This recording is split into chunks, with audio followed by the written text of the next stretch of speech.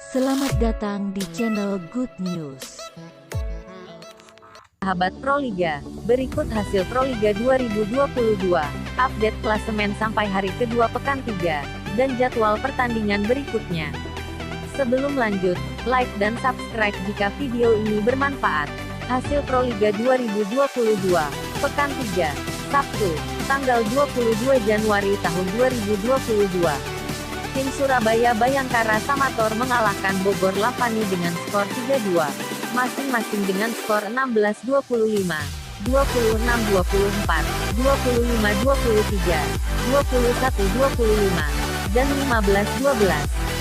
Disusul pertandingan berikutnya Kudu Sukun Badak yang harus menerima kekalahan atas Palembang Bang Sumsel Babel dengan skor 2-3, masing-masing dengan skor 22-25, 25-23, 23-25, 29-27, dan 11-15. Berikut update klasemen sampai hari kedua pekan 3, sektor putra. Jakarta Pertamina Pertamax masih memimpin klasemen sementara dengan 9 poin, disusul peringkat 2 Samator dengan poin sama 9 namun kalah agregat pertandingan. Di tempat 3 ada Bogor Lavani yang mengoleksi 4 poin.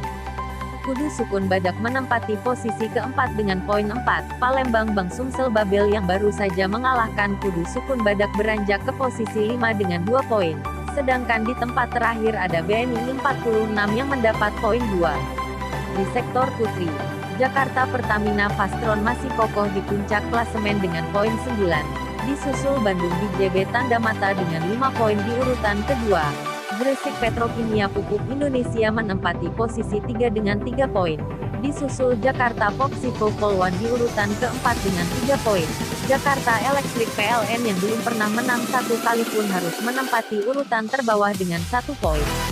Pertandingan selanjutnya pada hari Minggu, tanggal 23 Januari tahun 2022 pukul 14 WIB, di sektor putri tim Bandung BJB Tanda Mata akan berhadapan dengan pemuncak klasemen sementara, Jakarta Pertamina Fastron. Disusul pertandingan berikutnya pada pukul 16 WIB, Bogor Lavani akan berhadapan dengan Jakarta BNI 46.